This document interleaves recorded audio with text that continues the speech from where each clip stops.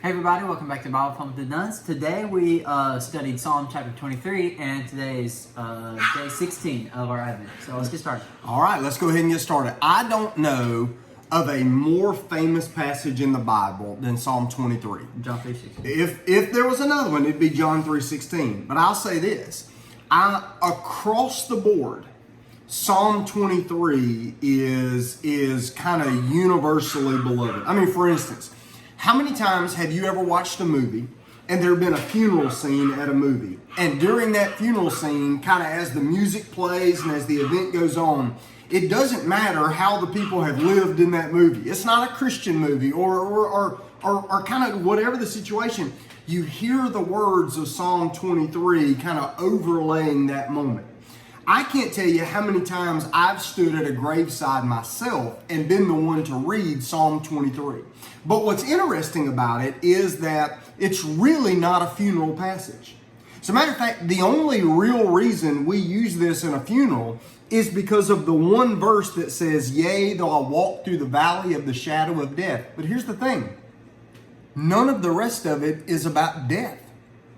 There is a portion at the very end where it says, where it runs to eternity, "Well, I will dwell in the house of the Lord forever." Certainly runs us to eternity. But we read this like it's a commentary on death, when in truth, this is a commentary on trust. Notice how everything in this passage and in our reading of the Advent book today is all about how the sheep can trust the shepherd. Now, let's run this to Advent for just a moment. So Advent, our study of Advent begins with John the Baptist kind of recognizing Jesus. So the word Advent means the arrival, the appearing, the coming, the setting into place.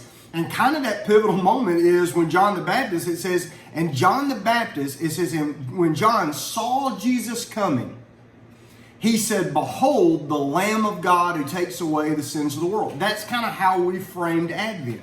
Well, now I want you to see kind of the two sides of one coin to this. On one side of this, Jesus is the Lamb of God who takes away the sins of the world.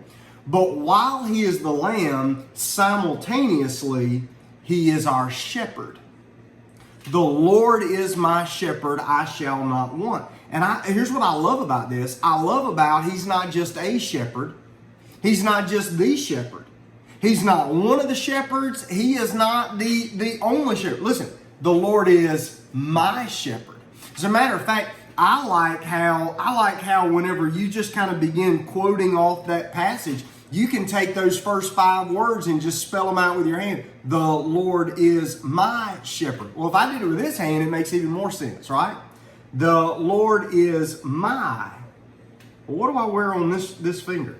Your wedding ring. My wedding ring. Why? My wedding ring to symbolize my marriage to my wife. And now we have the Lord is my shepherd. And so everything else that David is writing about in this passage comes not from what he's heard, but it comes from what he's experienced as he has been a lamb and followed his shepherd. Now, Jackson, what was your takeaway from this? Okay, so I really like, that was a terrible voice crack. It's okay. But I like, You're growing up. Okay. I kind of like to see the symbolism of our relationship with God in this passage. And you can look at this and say, well, we're like real different from sheep. Sheep are stupid. But are we real different from that? No, we're actually Okay. like so similar. Sheep, they like we've been to like try to pet sheep at I don't remember. Petting what zoos? it was. Yeah, petting zoos. They literally, we chased after them and they've ran away from us. We even had them cornered by a fence at one point, and as soon as one sheep ran off, we had like the whole rest of the herd or flock or whatever you call them. They're flock. Okay. They literally stampeded through us following that one sheep and broke through a fence. And so that's a lot like our society today, I think, in how we are often really scared of what we don't know, and we just follow whoever, and we're a lot more followers than leaders. And that's why sheep need a shepherd and somebody to watch over them and kind of guide them and lead them where they're supposed to go. And so I really think this is a good picture of our relationship with God as we walk through the valley of the shadow of death. When we fear stuff and we don't know where to go, He leads us through and He's with us. That's true. I like that. That's all good. Now I want us to imagine something. All right? Let's all imagine. Jax is going to answer some questions, but we're all going to imagine. All right? Imagine a grassy plain where there's a sheep out there, and he's wandering around, and he's eating on the grass, and he's having a great time. And imagine right in front of him a wolf comes up. Now, what's the wolf looking for? Food. He's looking for food.